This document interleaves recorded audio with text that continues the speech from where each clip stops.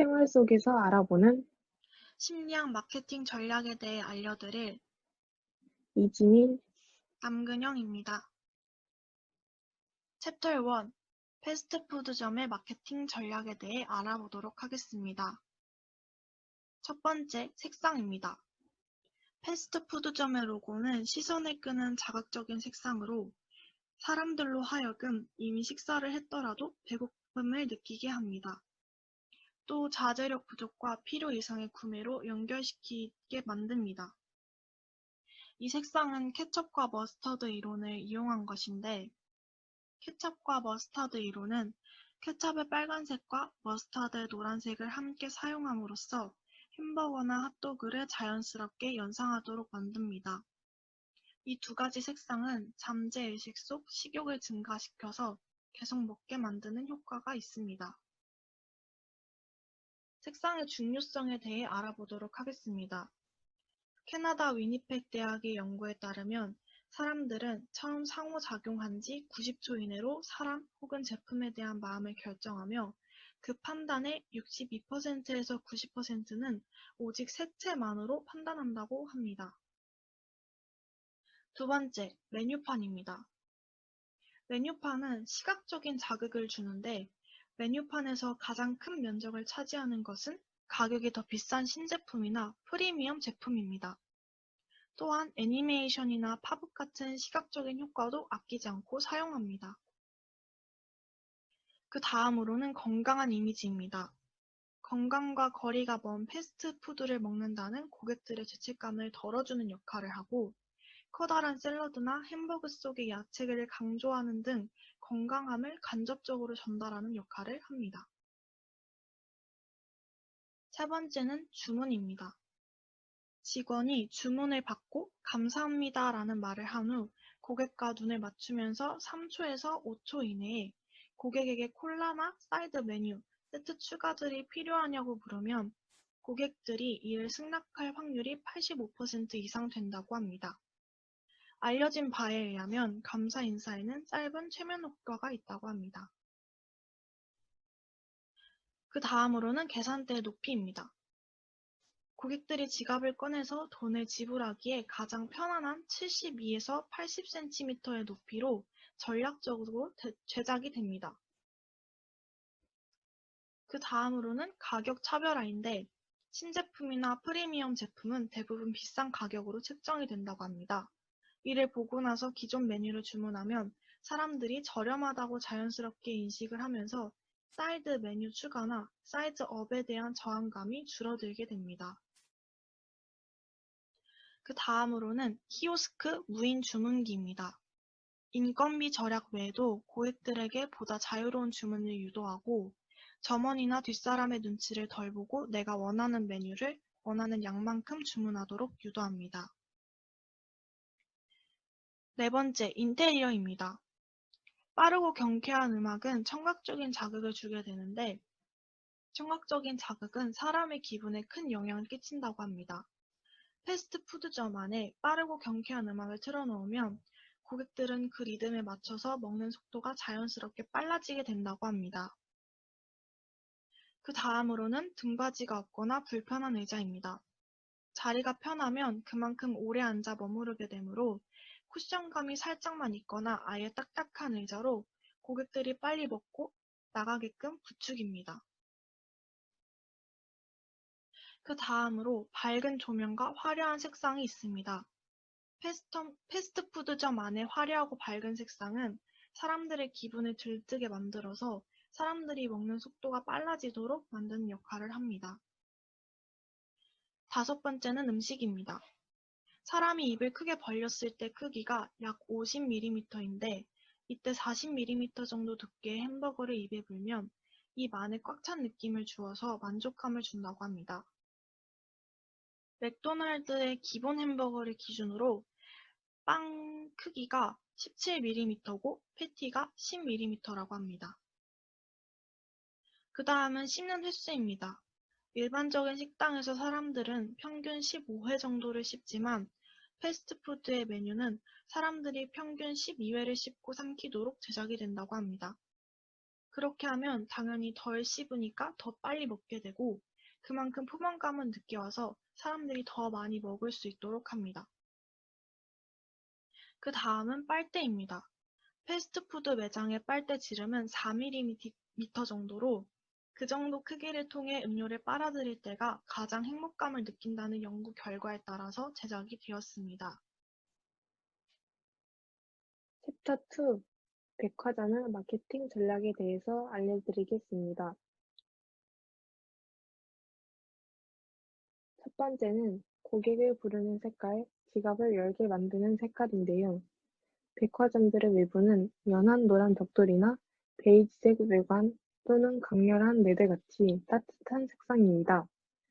이런 색상일수록 우리의 심리상으로는 안으로 들어가고 싶어 한다고 합니다. 두 번째는 느린 음악 효과인데요. 대부분의 백화점들, 특히 고급 제품이 판매되는 저층들에는 템포가 느린 노래를 튼다고 합니다.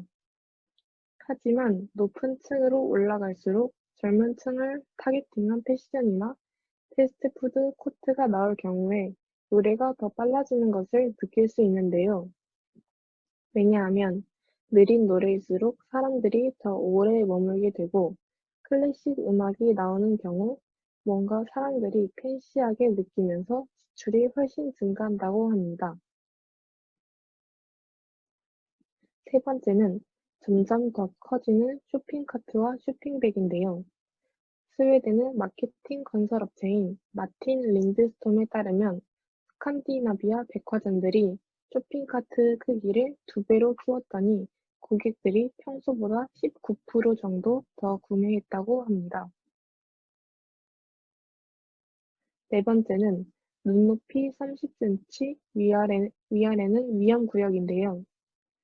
스릴리스트가 최근 미국 아틀란타와 DC 메트로 지역 백화점들을 대상으로 조사한 결과 모든 매출의 60%가 손님들의 눈높이 30cm 위아래에서 일어났다고 합니다. 다섯 번째는 엘리베이터 그리고 에스컬레이터 위치 비밀인데요. 백화점들은 에스컬레이터나 엘리베이터를 최대한 정문에서 멀리 떨어진 곳에 설치한다고 합니다. 손님들이 그곳까지 가는데 최대한 많은 쇼핑 거리들을 지나치게 만들고 쉽게 건물을 빠져나오지 못하게 만드는 것입니다. 또한 엘리베이터나 에스컬레이터 주변에 충동 구매를 겨냥한 핫세일 아이템들을 배치해 놓기도 합니다. 그리고 백화점 에스컬레이터는 지하철 에스컬레이터에 비해서 유난히 느린데요. 그 이유는 고객들이 백화점의 상품들을 더 오래 볼 수 있도록 하는 것입니다. 여섯 번째는 상시 변경되는 백화점 업체 부스, 그리고 제품 진열대인데요. 위치 변경은 결국 단골 손님들도 원하는 매장이나 제품을 찾는데 더 오래 걸릴 수밖에 없고 그만큼 시간이 더 들어가면서 다른 것도 보게 되고 구매할 확률이 높아지게 되는 것입니다. 일곱 번째는 무조건 크게 보이는 인테리어인데요. 백화점 외부든 내부든 커 보일수록 좋습니다. 그 이유는 일단 좁고 인파가 많으면 자연스럽게 사람들의 쇼핑 시간은 줄어들고 구매량도 줄어듭니다. 그래서 보통 작은 상점들은 거울을 이용해서 내부를 커 보이게 하는 효과를 만듭니다. 공간이 넓고 여유가 있을수록 고객들의 충동 구매율이 높아진다는 연구 결과가 있기 때문입니다.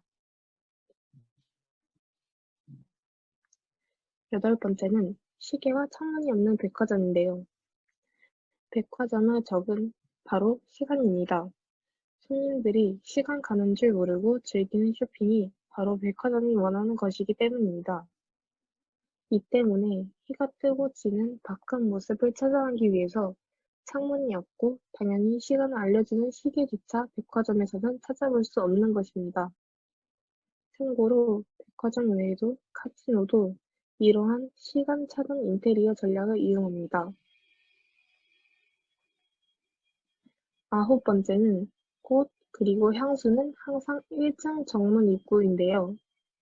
요즘은 과도한 향수 냄새가 진동해서 눈살에 찌푸리게 만드는 경우가 있지만 예전부터 백화점 1층 그리고 특히 정문 앞 부분에는 전문 플로리스트가 화장품 코너를 일부러 배치하게 됩니다. 그 이유는 손님들이 문을 열고 들어오는 순간 향긋한 냄새로 기분을 좋게 만들기 위한 전략 때문입니다. 기분도 좋아지고 눈과 코가 즐거우면 자연스럽게 우리는 돈을 더 쓰게 된다고 합니다. 그 다음으로는 진짜 함정은 오른쪽에서인데요. 백화점 리테일 쇼핑 연구에 따르면 대부분의 고객은 상점을 들어가자마자 바로 오른쪽으로 시선을 돌려 움직인다고 합니다. 이 이유는 단순히 대부분의 인구가 오른손잡이이기 때문입니다. 이 때문에 백화점들은 오른쪽에 더 강한 조명과 음악을 틀고 가장 높은 가격대의 제품들을 진열하게 되어 있다고 합니다. 11번째는 열 감지기 그리고 산소 주입 시스템인데요. 열 감지기는 손님들이 한꺼번에 모이는 위치를 파악해서 급하게 스태프를 보낼 수 있고, 그리고 항상 사람이 없는 뜸한 장소에는 손님들을 더 유지할 수 있는 전략을 모색하기도 합니다. 그리고 유명 카지노들과 같이 고객들이 피곤함을 덜 느끼고 시간 가는 줄 모르고 쇼핑을 즐길 수 있도록 신선한 산소를 백화점 건물 내부 곳곳에 주입시키기도 합니다.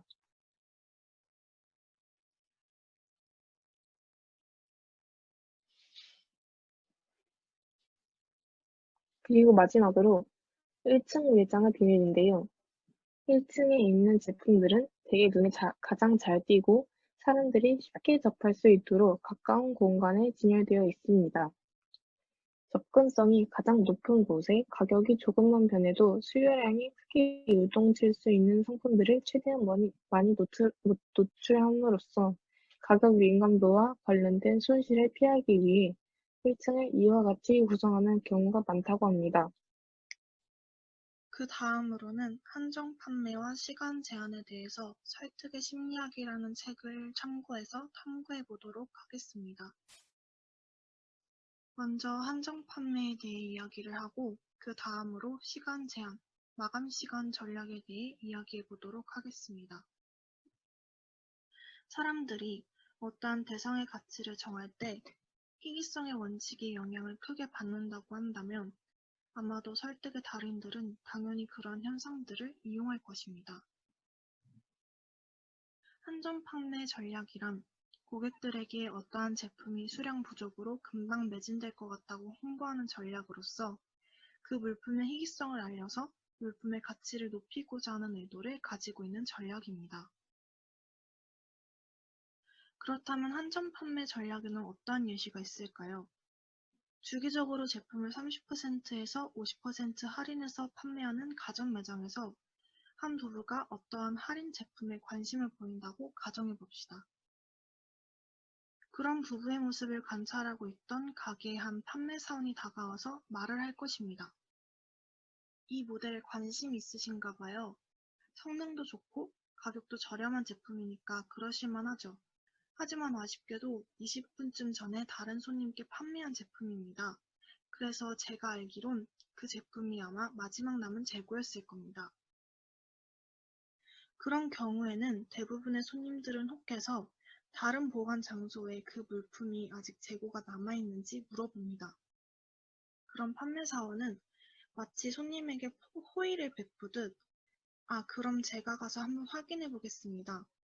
원하시는 것이 여기 제품이고 제가 창고에서 찾아오면 이 가격에 구입하신다는 것이죠?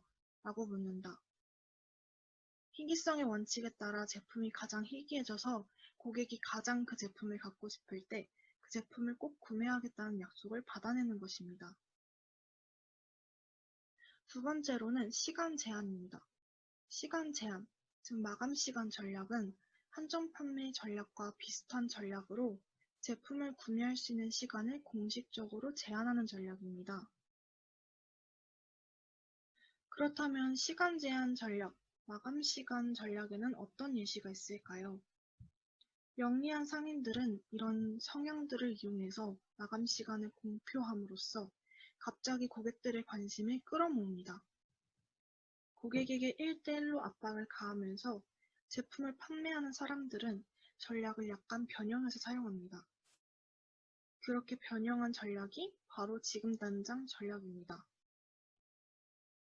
지금 당장 전략이라는 것은 구매 결정을 내려야 하는 궁극적인 마감 시간으로 지금 당장 구매하지 않으면 나중에는 그 물품을 더 높은 가격으로 구매해야 한다거나 혹은 그 물품을 아예 구매할 기회가 다시 없다고 하는 것입니다. 예를 들어 한 진공청소기의 판매회사는 영업사원들에게 방문을 원하시는 고객이 너무 많아서 한 가정에 한 번밖에 방문할 시간이 없습니다. 회사 방침상 고객님께서 나중에 이 청소기를 구입하고 싶다고 연락하셔도 다시 돌아와서 판매할 수가 없습니다. 라고 말하라고 훈련을 시킨다고 합니다. 회사와 영업사원은 최대한 많은 제품을 판매해야 하기 때문에 나중에 고객이 회사에 재방문을 요청한다면 흔쾌히 갈 것입니다. 하지만 청소기 판매회사의 영업부장이 다시 돌아올 수 없다는 점을 강조해서 얘기하는 이유는 방문 예약이 너무 많아서가 아니라 고객이 제품 구매에 대해 오래 생각하지 못하도록 나중에는 그 제품을 구매할 수 없다고 하는 것입니다. 그래야 고객들이 지금 당장 구매해야 할 것 같은 기분이 들어서 바로 구매를 하기 때문입니다. 이처럼 우리도 일상생활 속에서 한 번쯤 경험을 해본 적이 있는 백화점, 패스트푸드, 그리고 시간을 이용한 여러 가지 전략들을 앞으로 잘 기억해 두었다가 더욱더 현명한 소비 생활을 하는 것은 어떨까요? 끝까지 들어주셔서 감사합니다.